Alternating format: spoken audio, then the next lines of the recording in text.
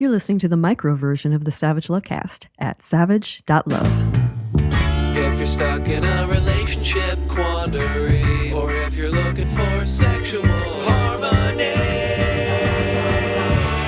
well, there's nothing you can't ask on the Savage Lovecast. You could argue that Eric Adame was doing nothing wrong. Or you could argue, and incoming, I am about to argue, that Eric Adame was doing something right. Adame is, or Adame was, a meteorologist at Spectrum News NY1 in New York City over the last 4 years. He was a weatherman, and he was apparently a pretty good weatherman, nominated for 2 Emmys for his on-screen weather work. But he got fired last week because Spectrum News NY1 wasn't the only screen he'd been working. In a statement he posted to his Instagram account after losing his job, a statement he posted before the news of his firing broke, a statement designed, he said, to control the narrative, Adame admitted that he had, quote, secretly appeared on an adult website. The statement goes on this site, I acted out my compulsive behaviors while at home by performing on camera for other men. It was 100% consensual on both our parts. I wasn't paid for this, but it was absurd of me to think I could keep this private. Needless to say, it didn't stay private, otherwise he wouldn't be posting about it to his Instagram account to control the narrative. Someone took screenshots of Adame on this adult website, which so far hasn't been named, and that someone, also unnamed, that asshole, that ingrate, sent those screenshots to Adame's bosses at Spectrum News NY1, and to Adame's mom as well. Whoever this person was, they wanted to fuck Adame over professionally and personally, and it worked, at least professionally. Adame was suspended and then fired. For doing what? Well, for doing what millions of people do every day, for doing what that French-Canadian politician I talked about at the top of last week's show did, for getting online and showing off online and getting off on showing off online. But Adame was doing something else, something more. He was doing what health authorities first urged everyone to do more than 2 years ago, and what health authorities literally begged gay and bi men to resume doing about 3 months ago. Fuck around online. Adame describes himself as an openly gay, sex-positive gay man who lives in New York City, a city in the grip of 2 overlapping health emergencies, the seemingly never-ending COVID pandemic that has affected everyone, and by this stage, nearly infected everyone, and the more recent monkeypox health emergency that is primarily affecting and endangering gay and bi men. The New York City Health Department issued COVID safe sex guidelines more than 2 years ago, and in them they encouraged absolutely everyone, gay men, straight women, bi and pan people, furries, gimps, otherkin, umbrella stands, everybody, to avoid sex parties, limit your number of sex partners, and now I'm quoting from the New York City Health Department's COVID safe sex recommendations, quote, enjoy sex virtually, such as video dates, sexting, sexy room parties, or chat rooms, close quote. And when public health officials declared monkeypox a health emergency back in April, which was about a month after I declared it an emergency here on the Lovecast, the Centers for Disease Control urged gay and bi men to wear full-body latex and leather coverage to prevent skin-to-skin contact. This would be the first time, to my knowledge, that the federal government has acknowledged, much less endorsed, leather and latex gimp suits. But more importantly, the CDC also urged gay and bi men, rather than getting together, to enjoy, quote, virtual sex with no in-person contact. And that appears to be what Adame was doing. And the proof that he'd been doing that got him fired. A quick word about monkeypox cases. They are way down all across the United States because gay and bi men have been getting vaccinated, which is not easy. People have had to work hard to find the vaccines, get appointments, or get their asses to pop-up clinics. But cases are falling because gay men are getting vaccinated, but also, and mostly I think, because gay men have changed their behaviors, which is why in August, Spectrum News NY1 was able to report that New York City was seeing a steep decline in monkeypox cases. The curve in New York City has been crushed By August, new cases had fallen by more than 80%. Just 3 months ago, health authorities were worried monkeypox was on its way to becoming endemic in the United States, a risk we were going to have to live with for the rest of our lives forever. Now, according to a report in the New York Times last week, health authorities are optimistic, cautiously optimistic, cautious optimism being the only kind of optimism that health authorities are allowed to admit to feeling. Health authorities cautiously optimistic now that monkeypox can be eliminated in the United States. We need to keep getting vaccines into the arms of gay and bi men, particularly into the arms of black and brown gay and bi men. And we need to get gay and bi men to continue making what are hopefully temporary behavioral changes. Fewer sex partners, more gimp suits, fuck around online. A little less in-person sex, a little more virtual sex. When it comes to virtual sex, the risk for monkeypox and COVID and HIV and STIs and pregnancy, non-existent. But virtual sex remains high risk for one thing: screenshots. And some people are assholes. And someone that Eric Adame interacted with online was that kind of asshole. And that asshole sent those screenshots to Adame's boss and his mom. Why his mom? Who does that? But they sent those screenshots back in December. So that was post-COVID advice, pre-monkeypox emergency advice. But still, it wasn't until a month after publishing their report back in August about the steep decline in monkeypox cases in New York City, a decline that health officials credit, at least in part, to gay men fucking around online, less in person, more virtual per CDC recommendations. It wasn't until then that Spectrum News NY1 fired Eric Adame for doing what all of us are now being urged to do. Adame is suing. He intends to find out the identity of the person who violated his privacy by taking and sharing those screenshots with his employer and his mom. There's also an online petition you can sign asking Spectrum News NY1 to rehire him. It's at moveon.org. I signed it. You should too. Because someone should lose his job over this and get dragged in public and shamed. But that person ain't Adame. All right, speaking of guys who got dragged last week because of screenshots of their online activities, guys who had their privacy violated, let's talk for just a sec about Adam Levine. First, before I say anything else, let me say cheating on your pregnant wife allegedly is bad. Allegedly cheating, not allegedly pregnant, actually pregnant. Cheating's alleged.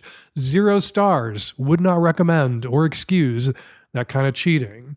Talking about naming the baby your wife is currently carrying after your affair partner and talking about that with your affair partner but not your wife, less than 0 stars. Definitely would not recommend. That is so bad. That is grounds for divorce bad.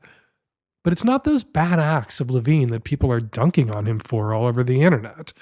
It's his cringe sext messages. I'm sure if you're anywhere near as online as I am, you saw all of the memes, all of the "it is truly unreal how fucking hot you are" memes. They were everywhere, all over the weekend, all over the internet, all over Instagram, all over Twitter.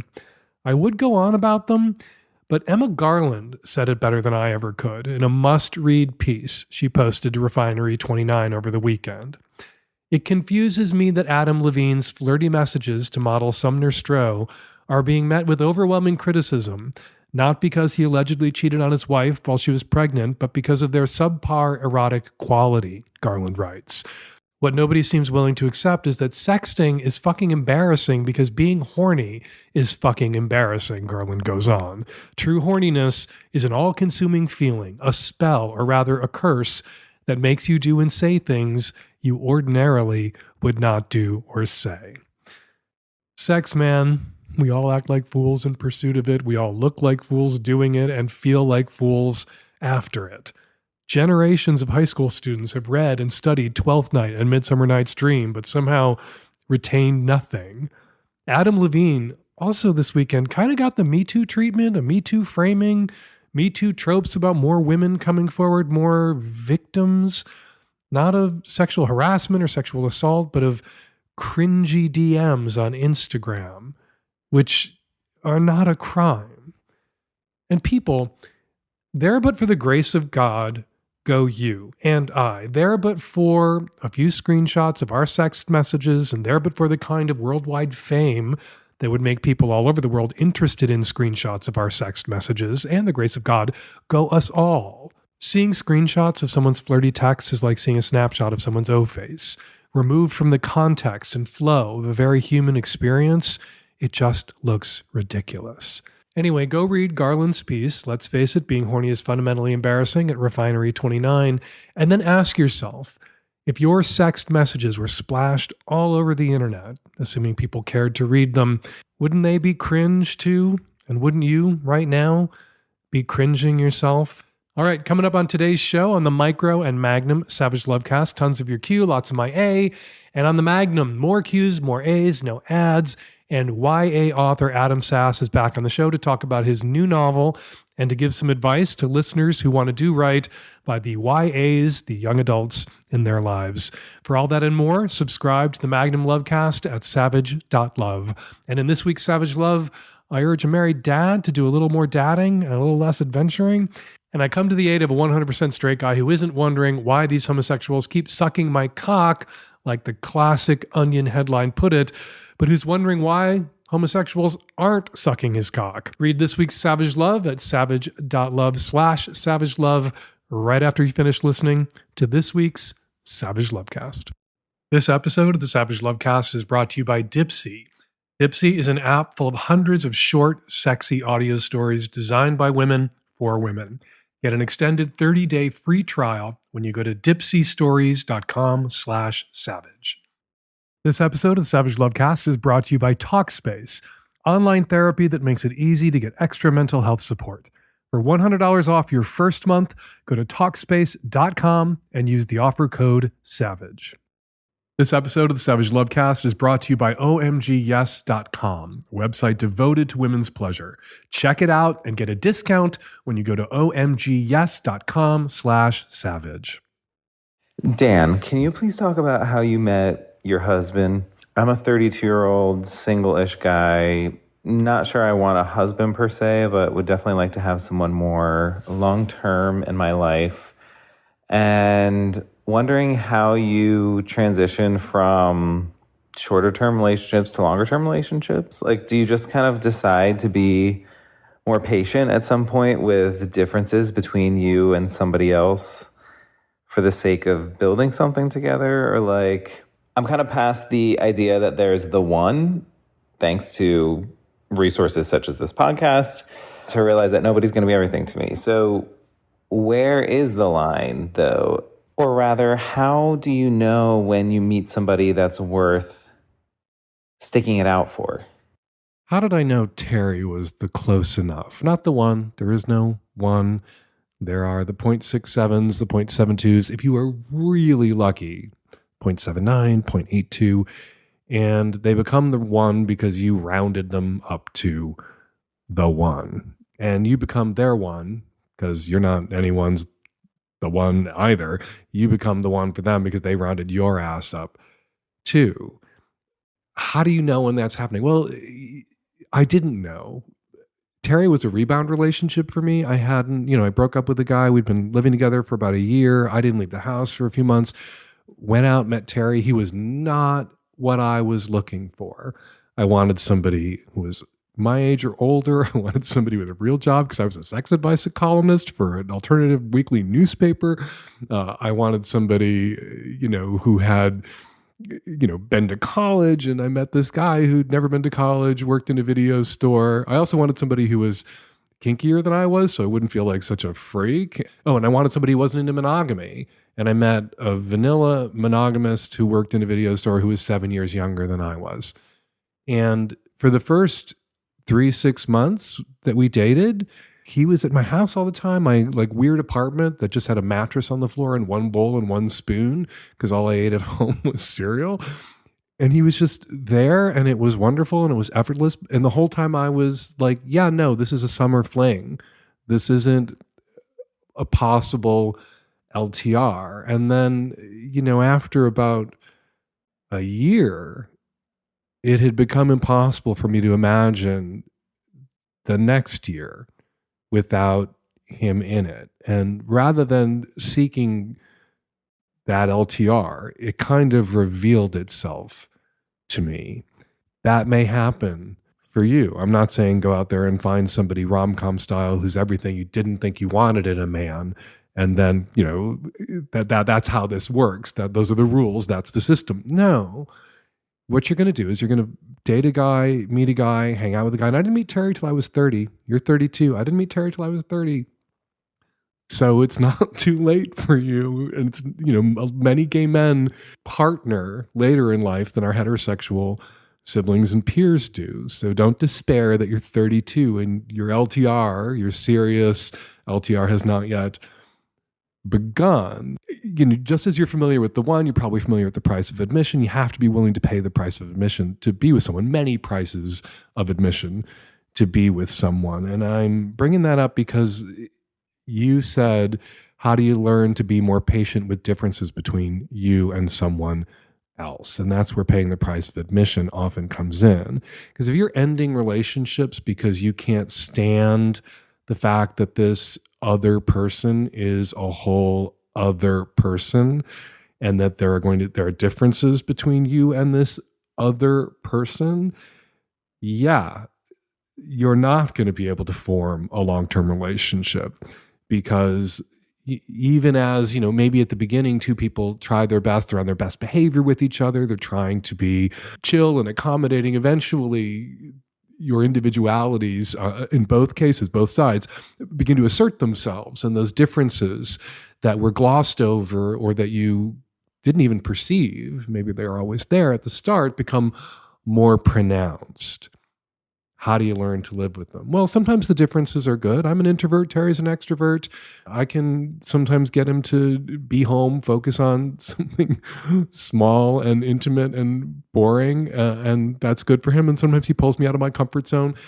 That's good for me. Other differences, I'm kind of neat, and Terry's kind of not. How do we learn to live with that? Well, I spend a lot of time picking up after him, and that's the price of admission I'm willing to pay because he's worth it. I also don't spend any time or a lot of time yelling at him about it, because that just is an engine of conflict in the relationship. And I'm happy to move through the house like an octopus with 8 arms, picking things up and putting things away that have been taken out of drawers or cabinets, used briefly, and then left out of drawers and cabinets. My job to put them away.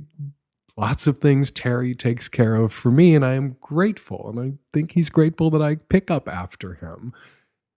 If you and, your relationship, when a difference as stark as that, one person's a slob and one person's neat, emerges, if that for you means the relationship must end, well, then that's a you problem that you need to fix, because you're going to be with people where, if you want to be with somebody over the long term, there's going to be a lot about them that drives you up the wall, or that you drive yourself up the wall, really, because you can decide not to be driven up the wall by that shit, which is what I've decided when it comes to the picking up after my husband shit. I'm just not bothered by it anymore. And that was a decision I made, not to be bothered by it anymore. You can make those decisions too. And finally, there's no settling down without some settling for. And there will be times in any long-term relationship, you look at the person that you're with and you just see the settle. You just see what you didn't get out of this, or what drives you crazy about this. And you can kind of lose focus on what you are getting. That's great. We have this propensity as humans to take for granted what's good and working and obsess on what isn't great, what isn't working. And that is true in relationships too. No settling down without some settling for. And yeah, what you settled for, the shit you're eating to be in that relationship, that can sometimes be in the forefront of your mind. And then you look across the table, and at some point you realize that they're looking at you, seeing the settle, what they settled for, what they're not getting, and can't get and won't get out of you. And those are sad, dispiriting moments. And you have to, in the same way you can make up your mind not to be driven up the wall, or not to drive yourself up the wall about differences that are annoying, you can make up your mind to shift your focus away from what you settled for to be in this relationship to what you got, what you get being in this relationship. And that, I think, is my key to making that LTR work. Hey, Dan and Nancy and the tech-savvy at-risk youth, West Coast gay guy in the mid-30s calling in because I'm losing one of my best friends in a divorce. Two of my close friends did their 7-year vow renewal a few months ago. They have since started getting a divorce. A few weeks before the party, they almost called it off because they were having issues, but then said they were going to work on their relationship and still do the party. A couple of days after the party, she found out he had been emotionally cheating with someone.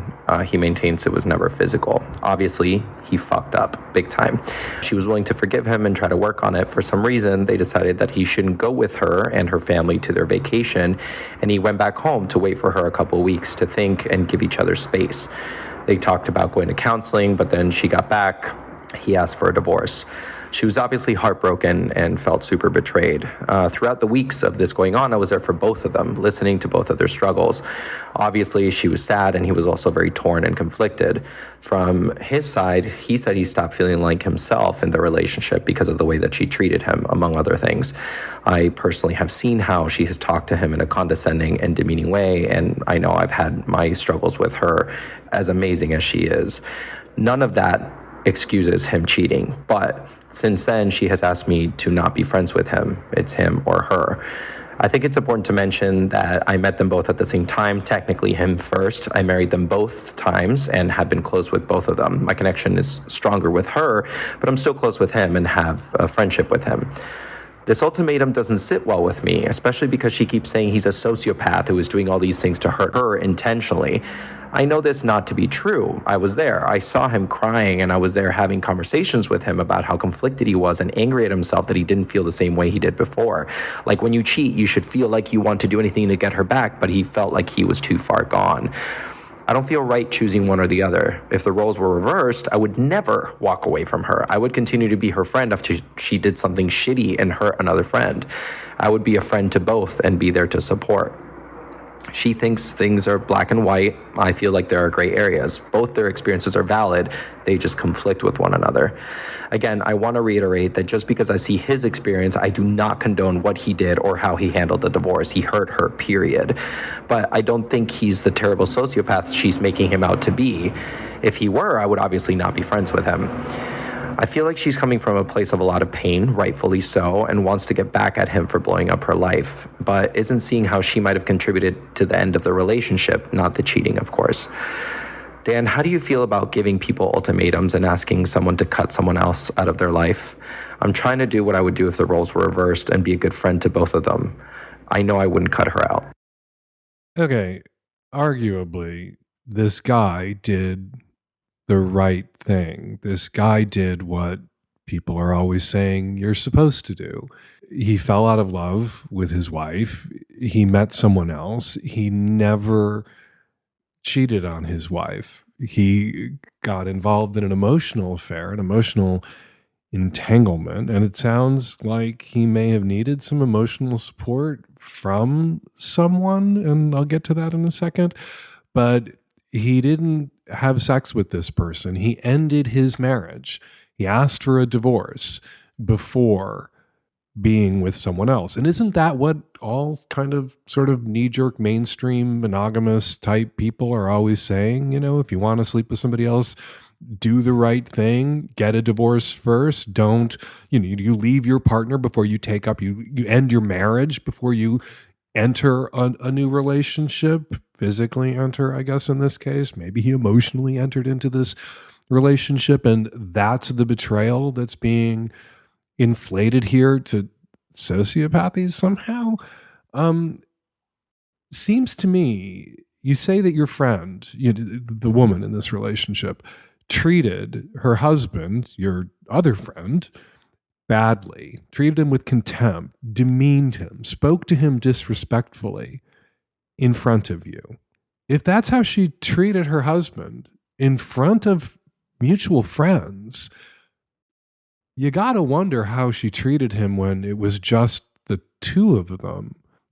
And so I can see why someone in a relationship where they're treated disrespectfully, with contempt, where they're demeaned by their partner publicly and then certainly privately, someone who demeans and disrespects their partner in front of other people doesn't turn into a different person when they're alone with their partner. They usually turn into a much worse version of the person who was treating their partner like shit in front of friends. And he may have, after 7 years, needed some affection, needed someone to engage with emotionally who appreciated him and loved him in a way that his own wife was incapable of appreciating him or loving him. I can understand. It's just like someone who's in a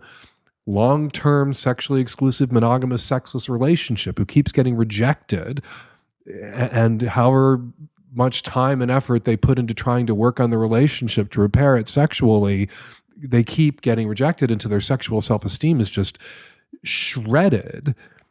And then we look at somebody like that who then, has an affair, and most of the world goes, oh, what a terrible person. They had an affair. And if you're privy to the full story, as I often am, you look at that person and you think it's understandable, which is not an answer to your question. Like, what do you do when friends tell you to choose? Well, I think unless there was physical abuse, sexual abuse, I think you refuse to choose. One of my uncles divorced after 20-something years of marriage and a couple of kids. And he told everyone, he told his siblings that they couldn't be friends now with his ex-wife, who had been a member of the family for decades. And all of his sisters looked at him and said, my mother included, my mother at the lead, and said, yeah, no, fuck that. Grow the fuck up. We're not going to cut your ex-wife, the mother of our nieces and nephews, out of our lives. You're just going to have to learn to live with us still being in contact with your ex-wife. You brought her into the family. Your relationship is now over. She is still part of this family. Again, it wasn't a high conflict marriage. There wasn't, emotional abuse, sexual abuse. There wasn't serial infidelity. It just ended, and there was some hard feelings. That's remarkably similar to this. This marriage is ending. There are some hard feelings. You knew him first. You love her more. You're closer to her, but what she's asking of you is unfair. And you're not going to do it. You're not going to cut him out of her life. And you're happy to listen to her version of events. And maybe right now she needs to see him as a monster to protect her own ego as this relationship ends. But as her friend, at some point you're going to have to sit her down and talk to her about who the sociopath might actually be here. I'm not saying your friend, the woman in this conflict, is a sociopath, but she's making him 100% responsible, pinning all the blame for the end of this marriage on him and not taking any responsibility for why this relationship that apparently she didn't want to see ended. And if she can't ever recognize her part in it, if he just has to be a monster so that she can walk away and feel like 100% the victim, that sets her next relationship up for failure. At some point, she's going to have to smell her own shit, and you're her friend, and you're there to help her smell her own shit. And the first step, the first thing you can do that might give her that insight is refusing to end your relationship with him. This episode is brought to you by Dipsea. Dipsea is an app full of hundreds of short, sexy audio stories designed by women for women.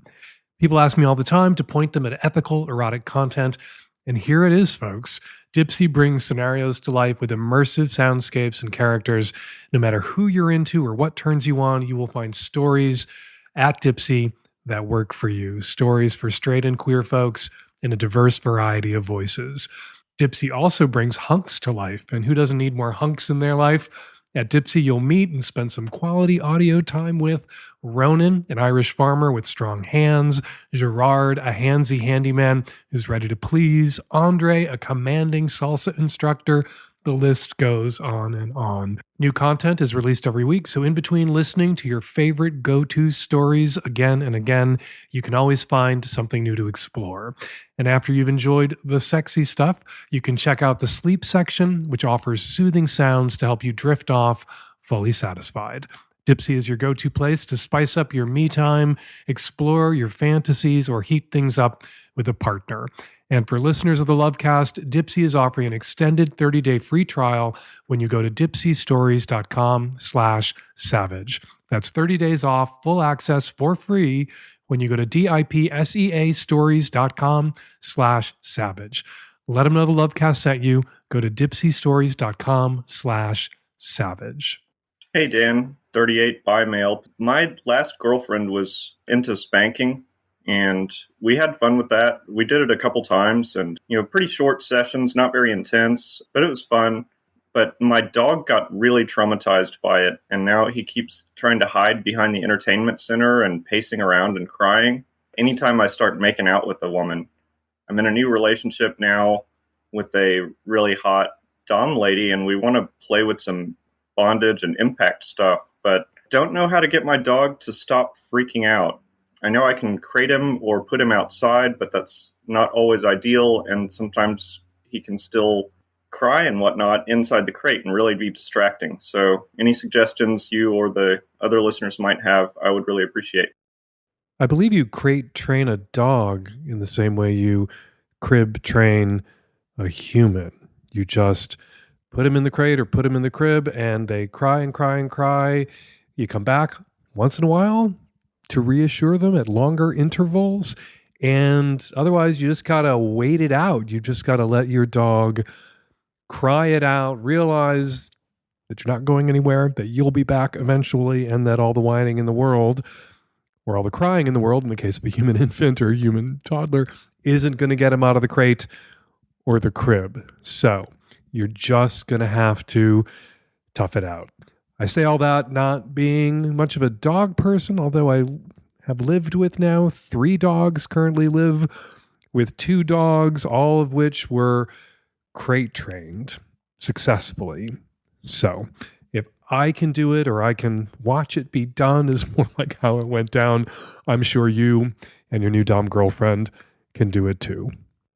This episode of the Savage Lovecast is brought to you by OMGYes.com, a website devoted to women's sexual pleasure.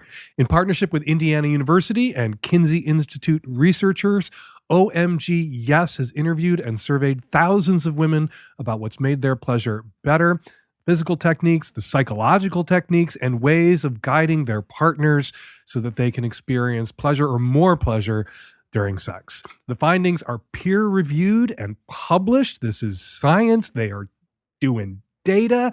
They're not just winging it. And all of this research and data and science is brought to life in fun, honest videos featuring regular women sharing stories from their own experiences about what works for them and what might work for you. I've watched a bunch of these videos. They're really great. I think they're really valuable. I think they're a tremendous resource, and I think you should check them out. One of the things their research has found is how easy it is for us to blunt or cut off our own explorations when we think things like, I've already got techniques that work for me, I'm good. But finding out what works for other people can help you find new things, bonus things, additional things that work for you. Indiana University School of Medicine researchers actually did a study giving OMG Yes to 1,000 women and their partners. 96% realized there's actually more room in their lives for sexual pleasure, more room for growth. OMG Yes is not a subscription. Each batch of content is a one-time payment, like buying a book that you keep and own forever, and your contribution goes on to fund future pleasure research at IU and the Kinsey Institute. Learn more about the study at omgyes.com, and our listeners get a discount at omgyes.com/savage. Do yourself a favor, do us a favor, support the Lovecast by going to omgyes.com/savage. Hi, Dan. Non-binary polyamorous person from Southern California here, calling in.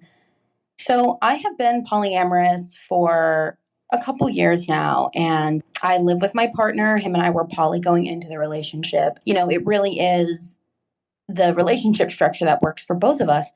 But I'm having this really bizarre thorn in my side. And I'm hoping that you can help me, Dan, because I know you have a husband and a boyfriend, and Terry also has a boyfriend. So I am currently just starting to date around to find a second partner besides my nesting partner. My ex-girlfriend and I broke up, and, I'm ready to kind of get back out there. And my partner, he has a male partner that's kind of like a friends with benefits situation. And then his other partner who is very much like his girlfriend. And for some reason, I am finding myself feeling feelings of jealousy only over his female partner. And the catch is, I adore her. We are really good friends. She talks to me sometimes more than she talks to him. And there is even kind of like a flirtation going between her and I, that we are even interested in each other. But it's like, I just cannot shake this feeling and this guilt. It may have something to do with the fact that though they've been together for a year, they are just now starting to become physically intimate because of trauma and whatever. She wanted to wait. And my partner, being the wonderful person he is, was very patient with that. And I just don't know why it is just really eating at me. And I'm feeling so much guilt and shame. And I'm hoping maybe you can help me unpack it. I have a theory, non-binary person, Southern California, about what might be going on here. It's a little Occam's razor influenced. Occam's razor is the idea that the simplest of competing theories should be preferred. The obvious answer is usually the correct answer. And it seems to me, and this is pretty binary, this theory that what's going on here as your boyfriend prepares to become intimate with his girlfriend, who's a person that you like and enjoy talking to and spending time with. And obviously your boyfriend has invested a lot in this relationship. He's waited a year until his girlfriend was comfortable becoming intimate. That speaks to a real bond there. And I think that you may find her, his girlfriend that he's about to become intimate with physically, a little more threatening than you find his boyfriend for, again, and I'm almost afraid to say it, kind of, sort of, the obvious binary reasons. I'm going to go out on a limb here, and based on your voice, I'm going to assume you were assigned female at birth, as was your boyfriend's girlfriend. So what she brings to the table is pussy. What you bring to the table are however it is that you prefer to describe your genitals. I don't want to assign gender to your genitals and offend you in any way. But yeah, that seems to me what may be undergirding this. You may have, at least when it comes to your own gender identity, transcended the binary, but some part of your subconscious is tapping into the binary that the girlfriend represents, that, I guess, genital end of the binary that you both find yourselves on. You frequently hear from people who open their relationships where both partners are bi, that they're more comfortable when their partner seeks outside the relationship, if it's a guy, outside of an opposite sex relationship, he's sleeping with men outside of the relationship. Or if it's a woman in an opposite sex relationship who's bi and it's open, she's sleeping with other women. And the guy that she's with is sometimes more threatened, feels more at risk of being replaced if she is sleeping with other guys. For a lot of people in open relationships, bi people like both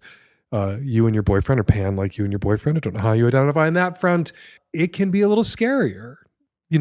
People aren't their genitals. We understand that. But on some level, we worry that something that makes us unique to our partner becomes less unique if they're able to get exactly that elsewhere. Not that we believe ourselves to be just our genitals either, but on some level, it is a bit more threatening, which is why in a lot of open relationships where everybody's bi, hall pass initially, is for same-sex partners if you're with an opposite-sex partner in the nesting relationship, because people are just a little less threatened when their partner's getting what they don't get at home out of their other non-nesting or secondary or tertiary partners. Seems to me that that's what's going on here with you. Seems to me that with a little thought and some conscious effort, you, non-binary you, should be able to get past that. This episode is brought to you by Talkspace. I recommend therapy all the time on this show, and Talkspace offers an easy, convenient way to start taking care of your mental health. When it comes to therapy and psychiatry, getting the help you need has never been so simple. When you're able to access your provider from the comfort of your device, it means mental health care can be on your schedule, and alleviating the wait times to get an appointment or the travel time to get to an office can free up more time for the rest of your life. Talkspace is so convenient and accessible, it helps you feel supported around the clock. Talkspace lets you send messages to your dedicated therapist in the Talkspace platform, which allows you to update them on the challenges and triumphs you're facing in real time, so you don't have to wait for your next session. With Talkspace, you set goals with your therapist and they hold you accountable and make sure you're really progressing. Therapy can help you shift your perspective, give you tools to cope in difficult times, and be a guiding light.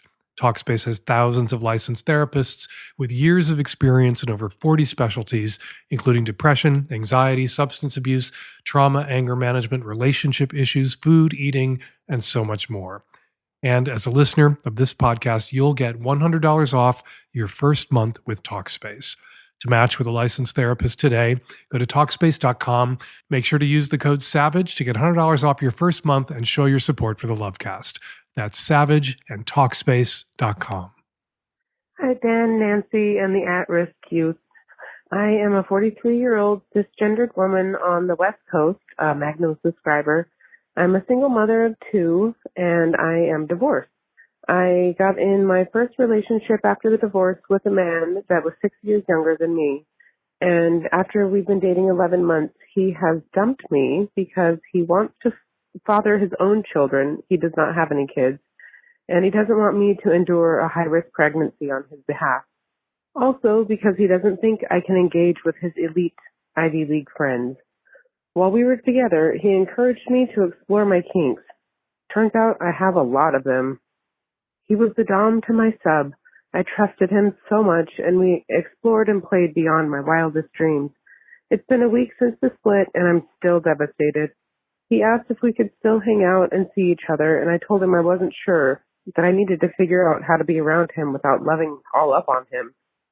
Now I'm wondering if it's okay to reach out to him to see if we can continue with our DS dynamics, or if it would just fuck with my mind too much. I live in a small rural town and have no idea if there's a local kink scene. The closest city is 2 hours away. And I've never online dated, and I'm pretty apprehensive to it. Fuck that guy.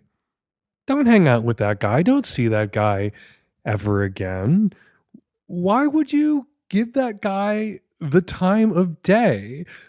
Not because he, cranked you up about DS dynamics and encouraged you to explore your kinks, and not because he wants to have his own biological children in some future relationship and doesn't feel it's fair to ask you to endure a potentially high-risk pregnancy, although it seems to me that that's a decision that you could make and not a decision that he should make on your behalf. The thing that really sticks in my craw about this guy and makes me loathe him is this doesn't want you hanging out with his elite Ivy League friends. What the fuck is that? What kind of nagging, undermining bullshit is that? That made me so furious on your behalf. Fuck this guy. Fuck this guy. All I can think right now is fuck this guy. And by fuck this guy, of course, I mean don't fuck this guy. As John McWhorter unpacks in his terrific book about dirty words, fuck means so many things. You can say fuck that guy and it means, yeah, go fuck that guy. But usually when we say fuck that guy, it means don't fuck that guy. Don't fuck that guy. And don't underestimate your marketability in the kink scene, even if you're in a small town. There are a lot of guys out there who are into BDSM. There are way more kinky guys than there are women who are kinky or know they're kinky or have grown into their kinks or realize they're kinky or feel empowered to explore their kinks. So you getting out there, if you can get comfortable on kink dating apps, on Field or FetLife, although asterisk next to FetLife, a lot of people have issues with some of the shit that goes on at FetLife. You'll have your pick of the men. And if there's a big city 2 hours away and you advertise in that city and you're able to get away for weekends, if you have help with childcare, if you have parents who can take your kids off your hands and you can drive to that city 2 hours, ain't that long a drive, listen to some podcasts on the way and go to some munches and get involved in that kink scene there, you'll meet some better people to explore and play with, people who may be interested in you, the submissive dynamics that you want to explore, who may be interested in being the dom in that exploration with you, but then aren't going to pivot and make you feel worthless, really kind of dominate you in a creepy way, where you are made to feel insecure and unvalued. And where that, this person, this motherfucker, I don't think you should see again. What he's doing is communicating to you that you are not less than during a discrete BDSM pre-negotiated scene that has a beginning, a middle, and an end, but less than all the time. Someone he's embarrassed to be seen with, someone he's embarrassed to introduce to his fancy fucking elite Ivy League friends. Yeah, no, I know a whole bunch of people at this stage of my life. I went to a state school. I know a lot of people who went to Ivy League schools. And this attitude that, I went to an Ivy League school, I am fancy and elite, I can't hang out with you. It isn't the majority position, belief, attitude of people that I've gotten to know who went to Ivy League schools. Maybe that's how Jared Kushner feels, who bought his way, or his way was bought by his daddy into Harvard. But I've known a few people who went to Harvard who were perfectly delightful human beings who were curious about the world and totally willing to hang out with and shoot the shit with people who went to state schools, went to community colleges, didn't go to college, didn't graduate from high school. Yeah, oh my God, I'm sorry. I'm really probably overreacting to this at this point. Fuck this guy. He's not the only dom out there. There's probably other guys in your town who would be interested in meeting a hot, smart, friendly, kinky woman who wanted to date and explore, who aren't interested in having kids of their own and aren't assholes. That's what this guy, he is just an asshole, and you shouldn't waste one more minute thinking about him. You've got to break out of this scarcity mindset. Right now, what you're telling yourself is it's him or no one, that he's the only guy that you can be yourself with sexually. He's your only option. It's not true. And if that means getting on Field or FetLife for you to realize that, please get on Field or FetLife. You don't have to show your face on either of those websites, or getting in your car if mom and dad take the kids for a weekend and driving to a munch and meeting some other people in a bigger city that has a more active kink scene than the city where you live. Please fucking do it. You owe it to yourself. All right, before we get to this week's listener response calls, let's read some listener tweets. Brad Romance tweets, listening to Fake Dan Savage and this week's Savage Lovecast saying, go get vaccinated against monkeypox. I wish I could. The Irish government's response here has been worse than woeful, absolutely negligent. 450,000 people vaccinated in the States, 600 in Ireland. All right, first, before I say another word, I am notoriously bad at math, but I did a little bit of math here. Ireland's population, 5.1 million. U.S. population, 330 million. If 600 people are vaccinated in Ireland, that's 0.001% of the population. 450,000 people vaccinated in the U.S., that's 0.001% of the population. So 10 times as many people as a percentage of the population vaccinated in the United States, but there have only been 178 cases of monkeypox in Ireland, 25,000 in the United States. So 10 times as many people per capita vaccinated in the US, but we have more than 140 times the number of cases. So on some measures, Ireland could be doing better than the US, but on other measures, Ireland doing better than the US. Scott Pifo tweets on the Savage Lovecast bingo card, the center square is always point of orgasmic inevitability. I do love that very useful expression. I am now, though, curious what's on the other 24 squares of the Savage Lovecast bingo card. And hey, if there were just 25 words or phrases on my bingo cards, everyone's bingo card would be identical. And then everyone playing Savage Lovecast bingo would get bingo at the exact same time. So there are much more than just 25 words and phrases on the Savage Lovecast bingo cards out there. What's on them? Call us or tweet at us and let us know. Finally, RJ Rushmore tweets, I think the dominant guy in this week's Savage Lovecast was looking for a way to get his submissive partner to play with his ass while maintaining the DS dynamic, not the other way around. Huh. I just re-listened to that caller's question, and you are right. Straight dom dude wants his ass played with. He didn't say that clearly, like a lot of people want their ass played with. He didn't ask directly. But here now, a little updated advice for the caller in the DS relationship who wants his ass played with, but doesn't want to upend that established DS dynamic. There are set it and forget it ass toys out there, plugs and beads that you can put in yourself and then jump into the DS play with your partner. And maybe try introducing your partner to the seemingly paradoxical concepts of dom bottoms and sub tops. They're out there. That's a reference to anal play. Easier to find dom bottoms and sub tops in gay porn than straight porn, but the role models you seek can be found.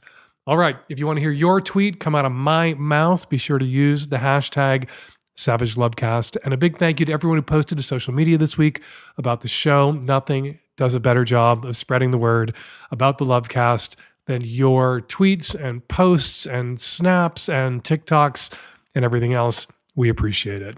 And now, listener response calls. Hello, I'm calling in response to the 18-year-old in episode 830 who was wondering about how to get more pleasure out of orgasms and sex with her boyfriend. One thing that I wish I knew when I was 18 and just starting to get sexually active is that you don't have to wait to use a toy until your boyfriend has already came. My current partner and he will use a toy on me and get me to come once or even multiple times before he starts engaging in PIV sex with me, and I found that the sex itself is a lot more enjoyable after that. Hope this helps. Hi, Dan, Nancy, and the tech-savvy at-risk youth. This is a response call to last week's intro. As a chess player and Magnum subscriber in Quebec, last week's intro was basically a dream come true. And Dan, I think you were rightly critical of journalists for failing to consult anal bead users before publishing their chess stories, but I wonder if you shouldn't have consulted a chess player before recording your intro, because you seem to think that a cheater would need to have every move spelled out for them in some sort of anal bead buzzer Morse code. But for a world-class player, they don't need every move spelled out for them. A simple buzz to signal something like your opponent just made a mistake would be enough to give them a significant advantage. As for the beads being too noisy, maybe we need an Oh Joy sex toy segment on how silent they can go. Hello, Dan. This is a response call for the gentleman who's living in a small blue patch of a red state and having monthly sex parties canceled because of monkeypox. I think it's a good idea to cancel those parties, but how about retooling the situation, since you seem to have built quite a good community there of 50 or so people? How about, for the time being, making the party a potluck or something social, not sexual, as a means of keeping your community in touch with each other, spending some good time with each other until the time arrives when you can resume those sex parties. And we're going to leave it there. Got a question for next week's Lovecast or something to say about something I said on this week's Lovecast? Use the voice memo app on your phone to record your question or your comment and email it to us at voicemail@savagelovecast.com. You can also call us at 206-302-2064. The Hump 2022 tour wraps up in Los Angeles at Dynasty Typewriter this weekend, Tuesday and Wednesday, at the historic Hayworth Theater. But as the reign of one hump ends, so another begins. Hump 2022 is dead. Long live Hump 2023. Submissions are now open for Hump 2023, and if you get your 5-minute or less dirty little movie into our film festival, you will get a cut of every ticket sold. Go to humpfilmfest.com for tickets, streaming links, and all the info you need on submitting your film. Follow me on Twitter at FakeDanSavage. Follow Adam Sass on Twitter at TheAdamSass. And you can find, follow, and torment the tech-savvy at-risk youth on Twitter at Lovecast, TSARY. The Savage Lovecast is produced every week by Nancy Hartunian. And me and the tech-savvy at-risk youth and Nancy will all be back at you next week with an installment of the Savage Lovecast. Thank you so much, as always, for downloading.